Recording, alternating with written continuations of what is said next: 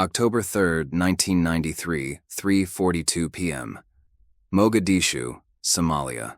The scorching sun of the Indian Ocean burned the dirt streets when the first-class sergeant of the 75th Ranger Regiment jumped from the fast rope and his feet touched the hostile ground of the Somali capital. Around him, the deafening noise of Black Hawk rotors cut through the air as dozens of Rangers descended in perfect formation over the target. A 3-story building in the Bakara Market District, heart of territory controlled by General Mohammed Farah aided. The mission was simple on paper: capture 2 lieutenants from the Haber Gitter clan in under an hour and return to base. It was the 7th operation for Task Force Ranger since their arrival in Somalia in August, and all previous ones had been executed with surgical precision. No one imagined that, in the next 18 hours, those American soldiers would face the bloodiest urban combat since Vietnam. Task Force Ranger was an elite unit formed by 450 of the deadliest military operators from the United States. Rangers from the 3rd Battalion of the 75th Regiment, Delta Force operators, pilots from the 160th Special Operations Aviation Regiment, the legendary Night Stalkers, and Air Force combat controllers. They had been sent to Somalia after the Mogadishu massacre on June 5, 1993, when IDID's militias ambushed and massacred 24 Pakistani UN soldiers. The American mission was clear: capture IDID and his key commanders to restore order in a country torn by civil war and famine. For weeks, Task Force Ranger had conducted lightning operations, capturing members of IDID's inner circle. But IDID always escaped, and with each operation, the Somali population grew more hostile, more armed, more prepared to fight. That October afternoon, American intelligence had located 2 high-value targets: Omar Salad Elmi and Mohammed Hassan Awale, direct advisors to IDID. They would be meeting in a house in Bakara Market, a labyrinth of narrow alleys, chaotic markets, and thousands of civilians where every corner could hide an enemy sniper. The plan was audacious. Black Hawk helicopters would insert 4 Ranger teams to establish a perimeter around the target building, while Delta Force operators made the capture. Little Bird helicopters would provide air cover, and a convoy of Humvees and military trucks would wait nearby to transport the prisoners and troops back to base. Estimated mission time: 30 minutes. But Somalia had other plans. When the first Rangers hit the ground, the reaction was instantaneous. AK-47 shots began cracking from all directions: windows, rooftops, alleys. Bakara Market exploded in violence. Somali militiamen, who had learned from previous American operations, were already mobilized. They knew that when Black Hawks appeared, it was time to fight. Within minutes, thousands of armed Somalis converged on the area, many using women and children as human shields. The sky darkened with smoke from burning tires, a deliberate tactic to blind American helicopters and their targeting systems. And then, at 4:20 p.m., just 38 minutes after the mission began, an RPG-7 hit the tail of Black Hawk Super 6-1 full force. The helicopter spun out of control and crashed into a narrow street, 6 blocks from the main objective.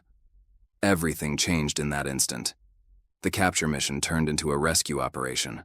2 Ranger teams were immediately redirected to the crash site, running through streets where every door, every window, every pile of trash could hide a shooter. Enemy fire was relentless, a storm of bullets from all directions. Rangers advanced from cover to cover, firing short, precise bursts while RPGs exploded in the walls around them. The air smelled of gunpowder, blood, and kerosene. Radios crackled with casualty reports. Soldiers shouted for ammo. Medics ran under heavy fire to aid the wounded. It was during this desperate fight to reach the first downed helicopter that the sergeant experienced urban hell in its most brutal form.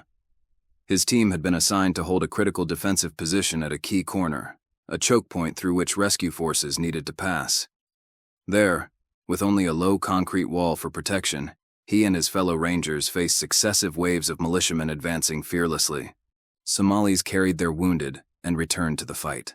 Others charged directly at American positions, firing AKs on full auto while screaming. The volume of fire was something no training could replicate.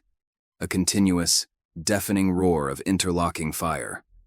The sergeant burned through magazine after magazine of his M4, targets appearing faster than he could engage. Beside him, An ammo specialist ranger had been hit in the shoulder but continued feeding machine guns with ammo belts. Then a bullet pierced that same soldier's arm, and he kept working, blood streaming as he passed ammo crates to the gunners. It was this kind of fierce determination that kept the rangers alive. There was no option to retreat. No reinforcements arriving immediately. There was only the fight and the brothers beside them. At 4:40 p.m., another RPG tore through Mogadishu's sky. Super 6-4, the second Black Hawk, was hit and crashed over a kilometer from the first crash site in even more hostile territory. Now there were 2 crash sites to defend, dozens of wounded to evacuate, and an urban army of thousands of Somalis surrounding fewer than 100 isolated rangers in enemy territory. The situation had deteriorated from routine mission to tactical catastrophe in less than an hour. And night was still coming. A night that would test the endurance, courage, and commitment of those soldiers to the Rangers' most sacred creed. We never leave a comrade behind. At the first crash site, Rangers established a tiny defensive perimeter around the Black Hawk wreckage. They overturned abandoned cars to create improvised barricades. They positioned M249 and M60 machine guns in adjacent building windows and rooftops. Combat medics worked frantically to stabilize crash-wounded while bullets ricocheted off walls around them. Delta Force snipers, positioned on rooftops, eliminated threats at hundreds of meters with single, lethal shots. But for every Somali killed, 10 more appeared. They came from all directions, using intimate knowledge of the urban terrain to flank, surround, press. The evacuation convoy desperately tried to reach the isolated rangers, but got lost in Mogadishu's maze of identical streets. Without GPS, relying on outdated maps and radio communications confused by combat, American vehicles circled Bakara Market while attacked from all sides. Humvees were riddled with bullets. One soldier had his hand and part of his leg blown off by an RPG that exploded against his vehicle during the attempt to return to base. He passed out from blood loss and only woke up 5 days later in a hospital in Germany. That was the brutal reality of that afternoon in Mogadishu. Every second was a deadly lottery. And before we continue with this story of extreme courage under the most intense fire, tell us where you're listening from. These memories of sacrifice and military brotherhood reach people worldwide, and we love knowing how far these stories travel. Your support, liking and commenting, helps the channel preserve the memory of these real warriors who faced the impossible. For the Ranger Sergeant and his comrades trapped in the first crash site's perimeter, the following hours became a test of endurance beyond any human limit. Ammo began running critically low. Rangers fired with even greater discipline, every shot needing to count. Wounded soldiers refused morphine to stay alert and keep fighting. Some, hit multiple times, still carried ammo for their comrades. The temperature dropped as night fell over the city, but combat didn't diminish. On the contrary, under darkness cover, militiamen grew even bolder. Meanwhile, at the American base, commanders faced impossible decisions. Task Force Ranger forces lacked heavy armor or artillery. They had been designed for quick operations, not prolonged combat. A desperate request was made to UN forces.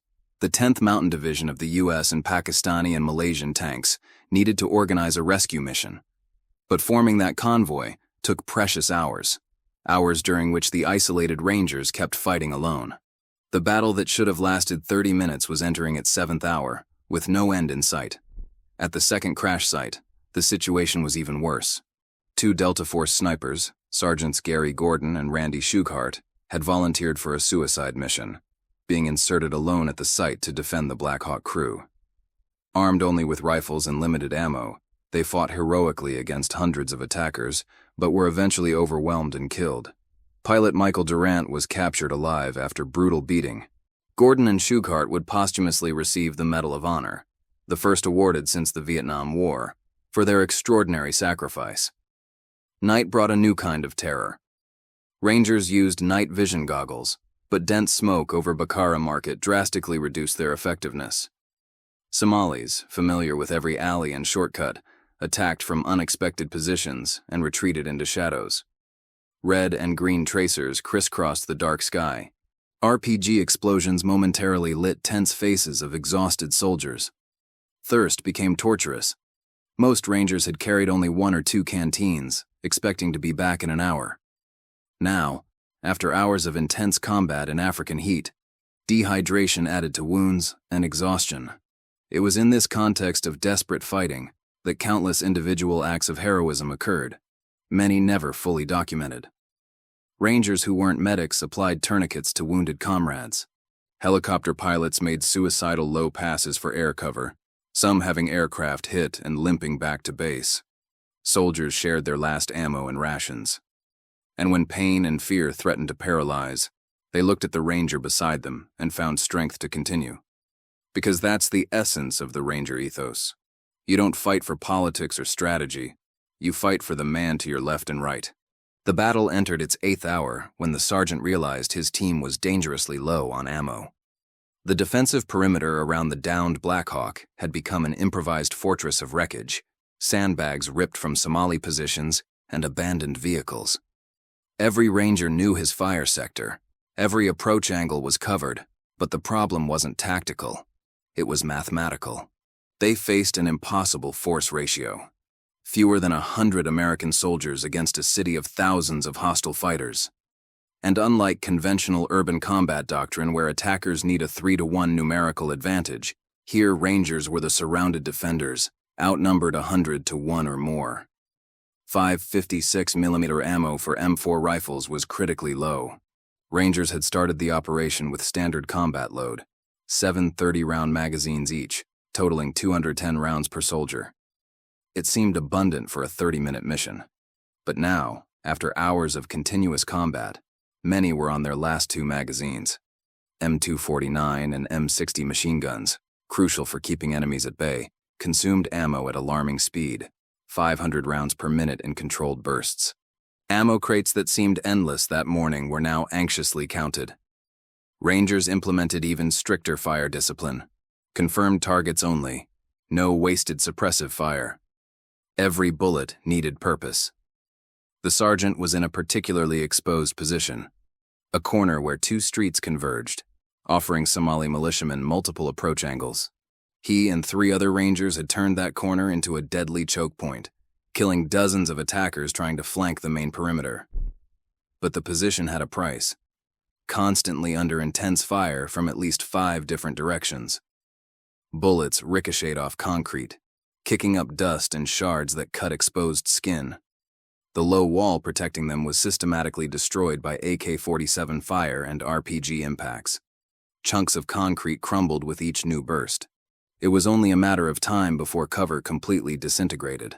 Around 6:30 p.m., when the sun finally disappeared below the horizon and darkness began swallowing Mogadishu, combat intensity dramatically increased. Somali militiamen, sensing Americans were isolated and vulnerable, launched what appeared to be a coordinated assault from multiple directions. Hundreds of attackers advanced simultaneously, using growing night cover and dense burning tire smoke that made Ranger night vision less effective. Fire volume exponentially increased, not sporadic shots anymore, but a continuous deafening roar that made the air vibrate. Red and green tracers interwove in the dark sky like some macabre pyrotechnic show. RPG explosions momentarily illuminated the apocalyptic scene. Soldiers covered in dust and blood, faces tense with mortal concentration, hands automatically working to change magazines and clear malfunctions. At the sergeant's position, the situation became critical. An RPG exploded less than 5 meters away, the shockwave throwing him against the wall and temporarily stunning him. His ears rang violently, but training overrode trauma. He shook his head, checked his rifle for damage, and returned to the fight. Beside him, a young ranger, a specialist on his first real combat mission, had been hit in the arm. The wounded soldier applied his own tourniquet with one hand while firing with the other, refusing to abandon position. That was the pattern that night. Soldiers fighting beyond humanly reasonable limits, sustained only by absolute refusal to fail their brothers. Radio communications were saturated with urgent reports. Casualties at north position, need medic ASAP. Ammo critical at east perimeter. Heavy contact, 300 meters south, multiple fighters advancing. On-site commanders, while actively fighting themselves, tried coordinating defense while dodging bullets. It was command under impossible conditions. No full battlefield view. No higher headquarters nearby for critical decisions. no support infrastructure that characterizes conventional military operations. They had only their experience, improvisation ability, and absolute trust in every ranger's competence around them. Little Bird helicopters continued air cover passes, their miniguns dumping thousands of rounds per minute on identified enemy concentrations. Night Stalker pilots flew dangerously low, sometimes just 20 or 30 meters above rooftops, to provide precise fire support that wouldn't hit friendly forces. But even these elite pilots faced severe limitations. Dense smoke reduced visibility. Anti-aircraft fire with RPGs and heavy machine guns made every pass potentially fatal, and ammo was running out. 2 Little Birds had already been damaged and returned to base. Those remaining made multiple rearming and refueling runs, flying back to the fight as soon as possible. At the second crash site, the situation had deteriorated beyond recovery. Snipers Gordon and Shugart, after their heroic Black Hawk defense, had been killed. Pilot Durant was captured. American commanders made the agonizing decision not to send more forces there. It would be sacrificing more lives with no realistic chance of success. All available resources needed focus on keeping Rangers alive at the first crash site until rescue could mount. It was rational military decision, but weighed on every commander's soul who made it. Abandoning Americans, even temporarily, even tactically, violated something fundamental in military ethos. It was during one of these most intense combat moments, around 7:15 p.m., that the sergeant experienced the incident that would change his life forever. His team had received orders to consolidate position after repelling another attacker wave. They needed to fall back about 15 meters to a more defensible position, a partially destroyed building offering better cover and superior firing angles. Tactical movement in urban combat under heavy fire is one of war's most dangerous maneuvers, exposing yourself while enemy actively tries killing you. It requires perfect coordination. While half the team moves, the other half provides intense covering fire to suppress enemy. Then roles reverse. The sergeant was in the movement group. He mentally counted to 3, took a deep breath, and exploded from cover running low toward target building. 2 other Rangers ran beside him, spaced meters apart to avoid group target. Behind them, M249 machine guns thundered, dumping suppressive fire on known enemy positions. The world narrowed to movement corridor, 15 meters that felt like 15 kilometers. His feet pounded dusty ground, lungs burned from effort at altitude and heat, combat gear, over 30 kilos of armor, ammo, water, radio, pulled his shoulders down. He was 7 meters from objective when the shooter found him. The AK-47 bullet, 7.6 Gaium 39 mm round traveling at 715 meters per second, hit his left hand while holding M4 front guard. Impact was devastating. Bullet passed through palm, shattering metacarpal and carpal bones, shredding tendons, muscles, blood vessels, exiting back of hand carrying bone fragments and tissue. Pain was instantaneous and totalizing, an agony explosion making everything else disappear for a microsecond. But only a microsecond. Ranger training, repeated to unconscious muscle reflex, took control. Sergeant didn't scream, didn't stop running. He realized he'd been hit, left hand suddenly unresponsive and blood gushing alarmingly. But brain, flooded by adrenaline and focused on immediate survival, wouldn't let pain paralyze him. He kept running, now holding rifle only with right hand, and dove into target building cover. He had completed tactical movement. Only then, relatively protected behind brick wall, did he look at his left hand. Damage was horrific.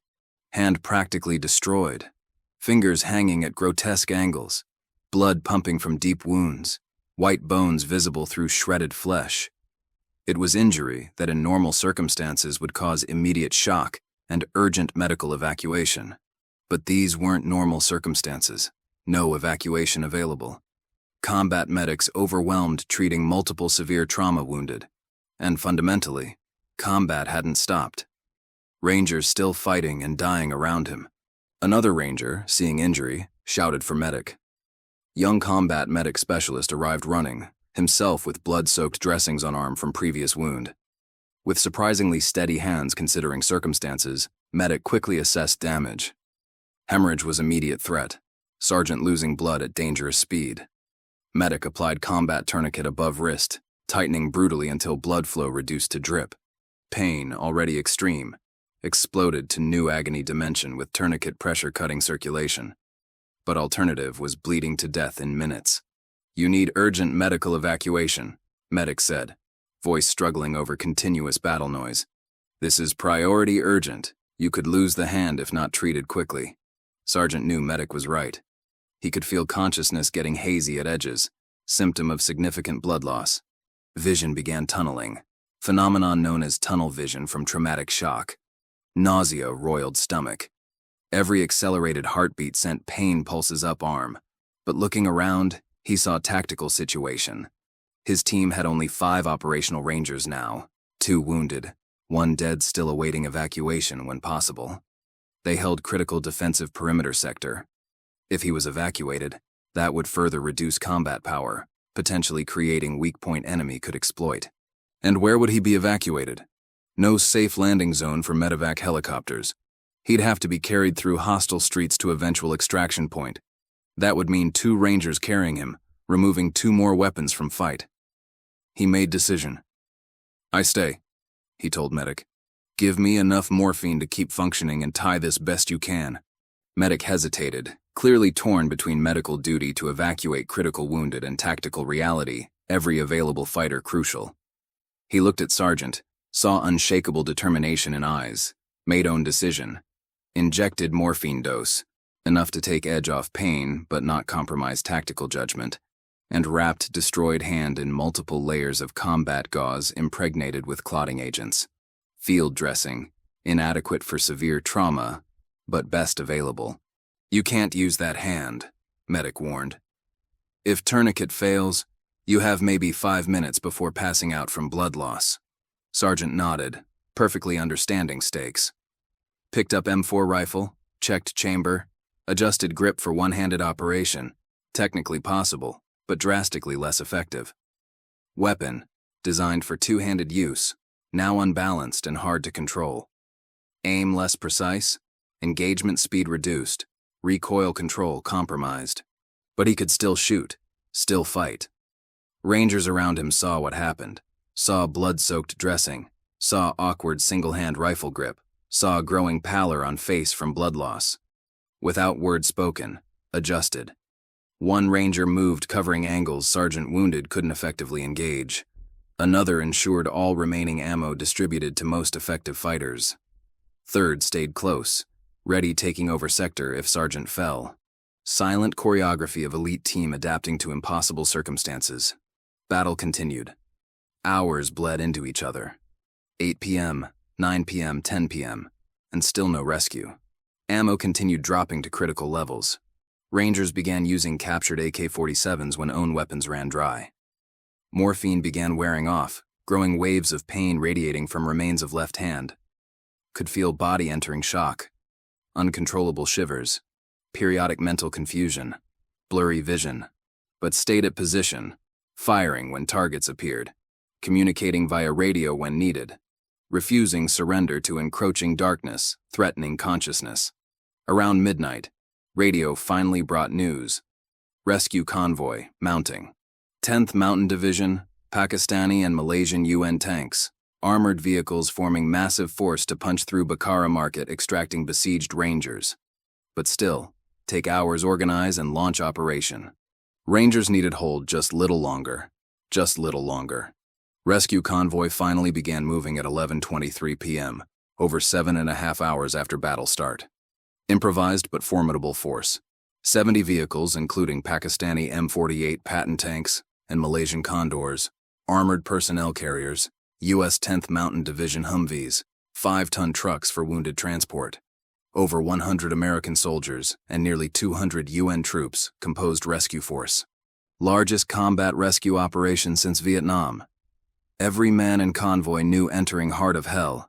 Bakara Market at night. Every corner, window, shadow, potentially hiding death. For rangers besieged at Black Hawk crash perimeter, convoy movement news brought mix of relief and renewed anxiety. Relief because concrete hope of evacuation finally. Anxiety because all new convoy fiercely attacked.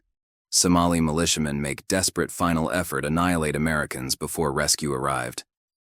Rangers redoubled vigilance, checked last ammo reserves, mentally prepared for potentially most dangerous phase of already catastrophic night. Sergeant in critical condition. Over 4 hours passed since hand shattered, despite tourniquet significant blood loss. Skin pale and clammy with cold sweat. Classic hypovolemic shock signs. Consciousness fading in and out of focus. Clarity moments interspersed with confusion periods unsure if in Mogadishu or back Fort Benning training. Pain evolved beyond agony. Constant, all-consuming presence filling every body cell. Morphine long worn off, but remained at position. Leaning against brick wall, M4 rifle precariously balanced on rubble pile for stabilization since couldn't properly hold. Continued scanning fire sector. Right hand, only functional one. Trembled from exhaustion, blood loss, continuous adrenaline dump for hours. Index finger pulled trigger hundreds times that night, numb and cramping. But when shadow moved in view, enemy fighter identified, still squeezed trigger. Shots less precise now, aim hampered by blurry vision and uncontrollable shakes, but kept fighting. Rangers around, seeing condition deteriorate, discreetly assumed more of sector. Never said anything. Rangers don't need words communicate essentials. Simply adjusted positions, covered angles, ensured not overburdened.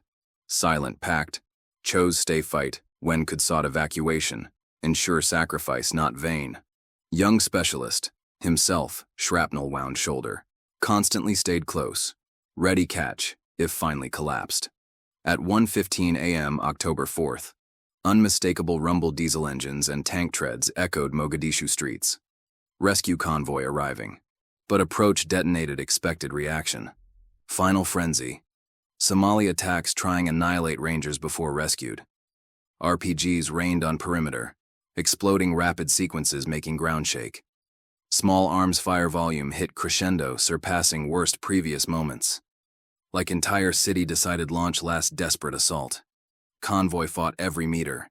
Tanks fired coaxial machine guns and main guns against enemy heavy weapon positions. Armored personnel carriers disgorged infantry, systematically clearing buildings. 50 cal machine gun Humvees provided devastating suppressive fire. But cost high.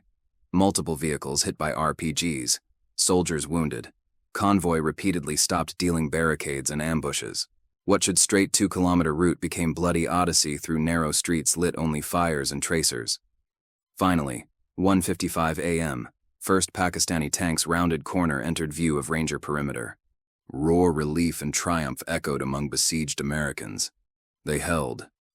Against impossible odds, absurdly outnumbered, critical ammo, and growing wounded, maintained perimeter over 10 hours. Never abandoned dead or wounded. Never retreated single meter. Fulfilled Ranger creed to last breath. But battle not over. Evacuation under fire one most complex and dangerous military operations. Rangers needed dismantle defensive perimeter careful sequence, load wounded and dead vehicles, board organized while maintaining fire cover, extract without leaving anyone. Throughout, Somali militiamen continued attacking, desperately trying to inflict more casualties before Americans escaped. Sergeant among first wounded loaded into armored personnel carrier.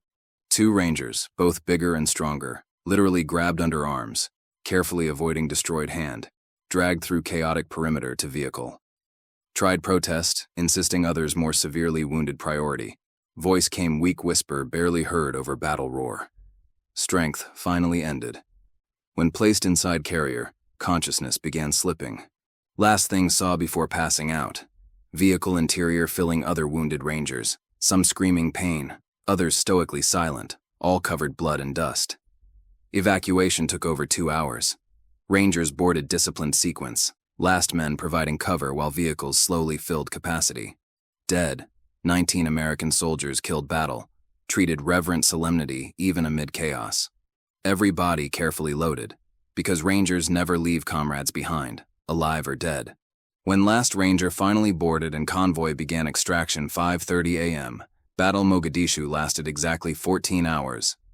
Return journey to base nearly as dangerous as arrival. Convoy continuously attacked, RPGs and rifle fire cracking against vehicle armor. Inside carriers, combat medics worked frantically stabilizing severe wounded. Sergeant briefly regained consciousness during trip, fragmentarily registering blood and diesel smell, machine guns firing noise, violent vehicle sway over rough terrain. Someone started IV bag in arm, felt slight saline burn entering collapsed veins. Then darkness reclaimed. Arrived UN base, 6:30 a.m. October 4th. Sun rising over Mogadishu, illuminating city marked burning fires, destroyed buildings, streets covered debris and bodies.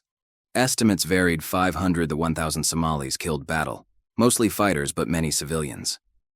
American side, 19 soldiers died, 73 wounded. Heaviest casualties, single action since Vietnam War. 2 Black Hawk helicopters destroyed. Capture aided lieutenant's mission. Original 30-minute objective. Technically successful. Targets captured, but cost incalculable. Sergeant immediately transferred campaign medical facility, where combat trauma surgeons assessed injuries. News delivered expected but devastating. Hand couldn't saved. Trauma simply too extensive. Bones fragmented beyond reconstruction. Blood vessels and nerves irreparably damaged. Muscle tissue necrosed from hours tight tourniquet. Amputation necessary, probably wrist level, possibly higher depending intraoperative findings. Stabilized Mogadishu, then evacuated Landstuhl Military Hospital, Germany.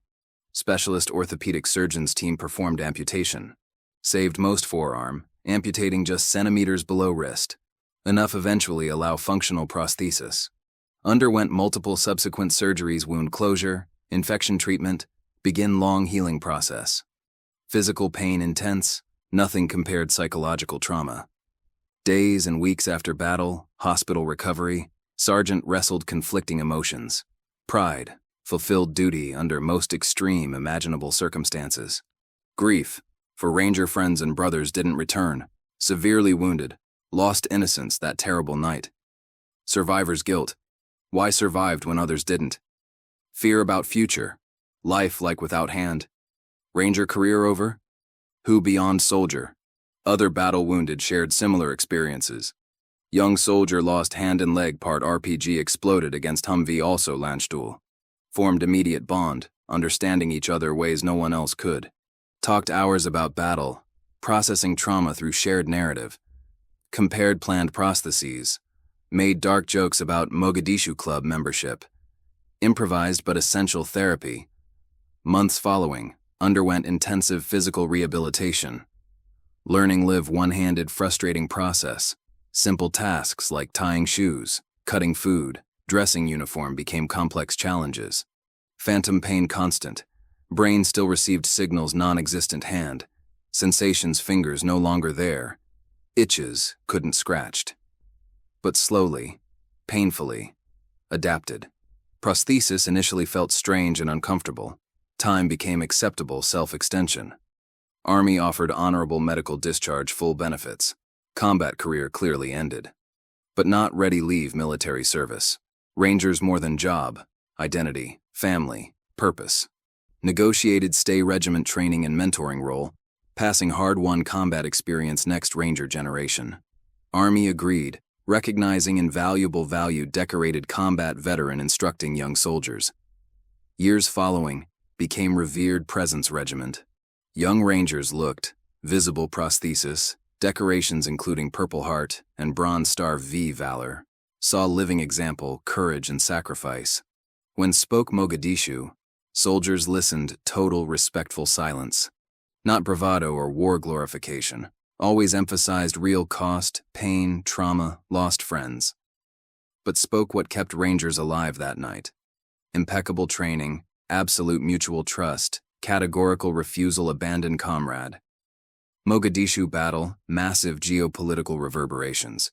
Images. American pilot dead body dragged Mogadishu streets, shocked United States. Public pressure resulted radical Somalia policy change. Within 6 months, all U.S. forces withdrawn. IDID capture mission abandoned. Many argued response mistake. Retreating after tactically successful battle sent weakness message encouraged future adversaries. Others argued Somalia humanitarian mission improperly transformed military nation building. For Rangers and soldiers fought that day, geopolitical issues abstract. What mattered simpler and deeper, went hell and back together. Kept faith living and honored dead. Proved beyond doubt, Ranger ethos not pretty words. Code men really lived and died. Over 3 decades passed since Infernal Night Mogadishu, but for men fought Black Sea Battle, as Somalis called, time didn't erase memories.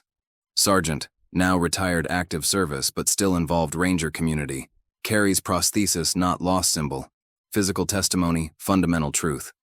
Sacrifice meaningful when done something greater yourself. Every time looks where left hand used be, doesn't see only lost, sees faces Rangers fought beside, 19 didn't return home. Generations soldiers came after carrying torch those fire-tested values. Battle entered military history definitive urban high-intensity combat case study. Military academies worldwide study every operation phase. Initial planning, insertion execution, rapid adaptation helicopters downed, prolonged defense against superior forces, massive rescue operation. What stands out not tactical errors, and several inadequate enemy force intelligence heavy armor lack task force, but extraordinary individual courage and unit cohesion compensated strategic deficiencies. Rangers proved superbly trained soldiers, competently led officers, bound unbreakable bonds survive, even prevail theoretically annihilating situations. Mogadishu tactical lessons profoundly influenced subsequent U.S. military doctrine. Army revised special operations protocols hostile urban environments, ensuring future forces better armored support, robust communications, developed contingency plans, rescue missions. Air combat controllers and armed helicopter support importance reaffirmed. Little Birds and Black Hawks provided incessant air cover, saved countless American lives that night. Fundamentally, battle validated investment elite special operations forces. Despite impossible odds, Rangers accomplished primary and secondary objectives. But Mogadishu's deepest legacy not tactical, human. Battle produced 2 Medal Honor recipients, Master Sergeants Gary Gordon and Randy Shugart.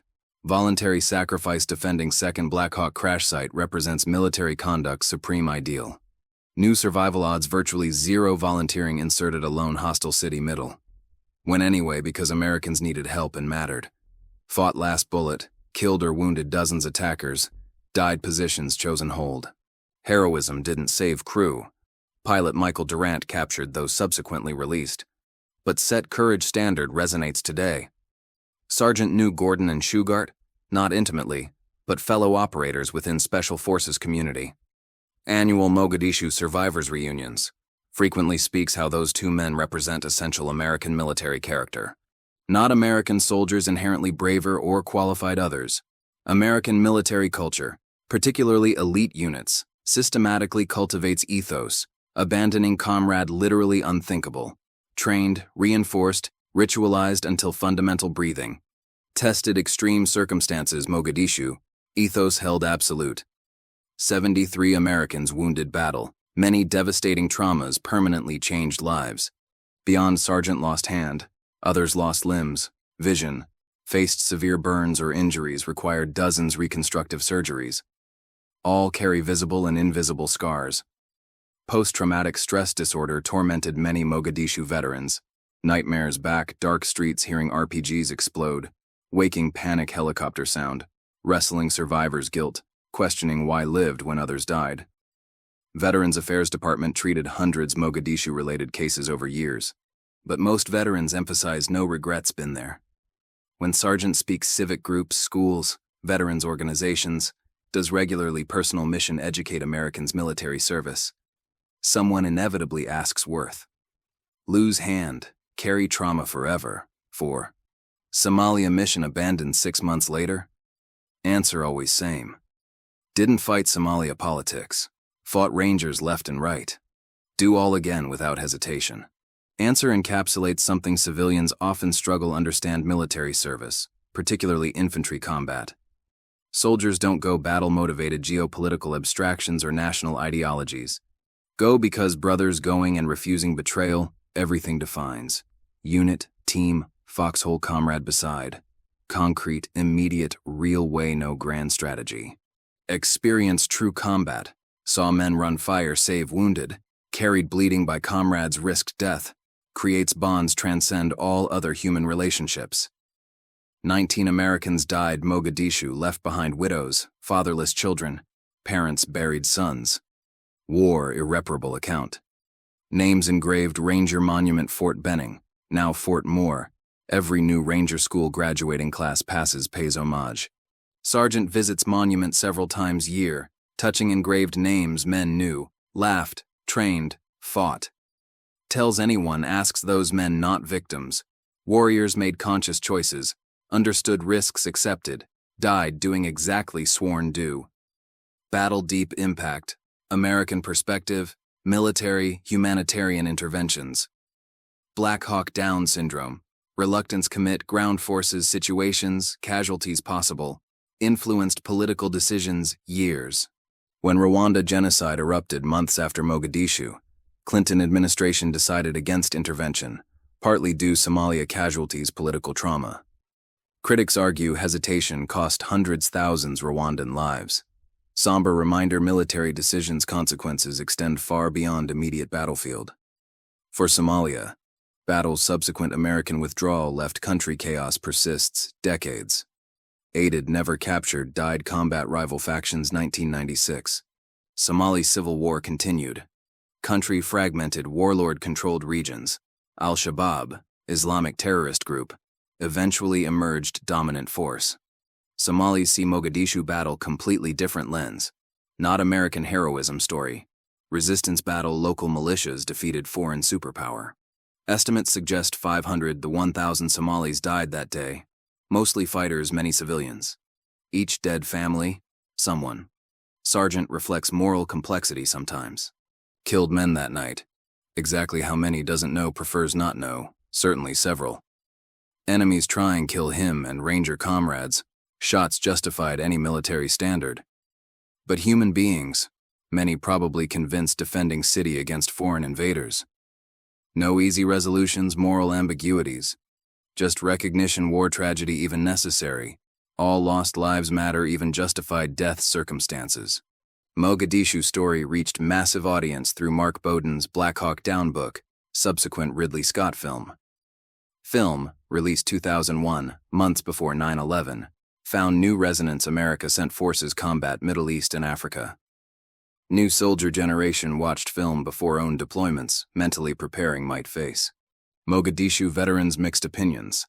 Hollywood portrayals, appreciate stories told, recognize no movie truly captures visceral chaos, paralyzing fear, total exhaustion, prolonged combat. Sergeant occasionally participates public lectures or podcasts recounting experience. Always emphasizes specific points. First, training saves lives. Brutal preparation years. Rangers endure, create automatic reflexes, work even conscious mind overwhelmed trauma and fear. Second, leadership matters. Mogadishu commanding officers took critical decisions. Impossible pressure kept unit cohesive and focused. Third, equipment important, spirit decisive. Rangers survived not best technology, often lacked unbreakable will.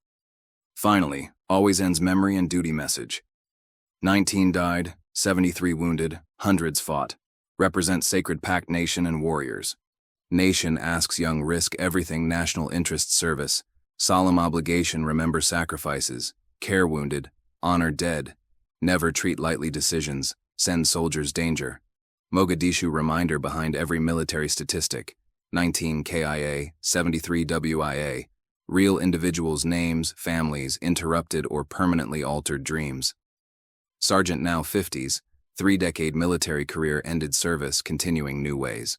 Works veterans organizations helping wounded soldiers navigate civilian life transition. Sharing painfully learned lessons, adapting physical limitations, processing trauma, finding new purpose, primary identity removed. Mentors young rangers, teaching tactics, transmitting defining regiment ethos. Father and grandfather, trying explain children never experienced war, why grandpa metal hand, why sometimes quiet and distant helicopters fly overhead. Prosthesis upgraded multiple times over years. Technology dramatically improved since 1993. Current version biomechanical engineering marvel. Sensors responding forearm muscles allowing surprisingly natural movements. Hold objects, type, Even play guitar specialized adaptations. But never same original hand, lived loss every day over 30 years. Price voluntarily paid, still price. Asked what wants people understand Mogadishu, lost hand, military service nature, usually says, don't call hero, did job hundreds others did same. Heroes 19 didn't return. Want understand freedom, security, peace and joy, not free. Bought real people blood and sacrifice never know. Live lives justify sacrifice. Citizens deserve given. Remember stories, tell children. See veteran, especially visible scars. Just say, thank you, be sincere. Many, knowing mattered, remember, difference feeling sacrifice meaningful or wasted.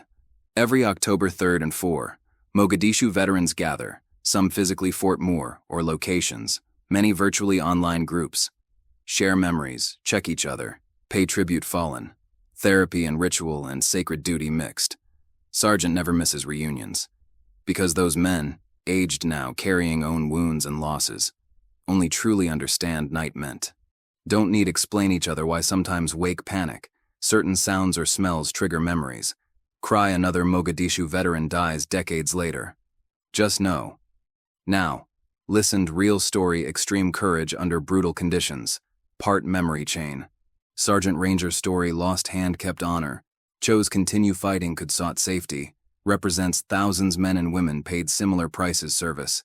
This story now lives you. Share. Like video, more people find real sacrifice stories. Comment location and reflections. Real heroism, memories need cross borders and generations. Subscribe channel every week, bring more true courage stories, educate and inspire. Importantly, remember, not movie characters or mythical heroes. Real people made extraordinary choices in possible circumstances. Fought not glory brothers beside. Ask, engage content, not just algorithms. Preserving real sacrifices memory bought peace. Enjoy today. Stories only live if keep telling. Part sacred memory mission. Worthy gave, never forget. Based historical records. Mogadishu battle. Operation Gothic Serpent. October 3rd 4, 1993, including U.S. Army documentation, Task Force Ranger eyewitness veteran accounts, combat casualty records.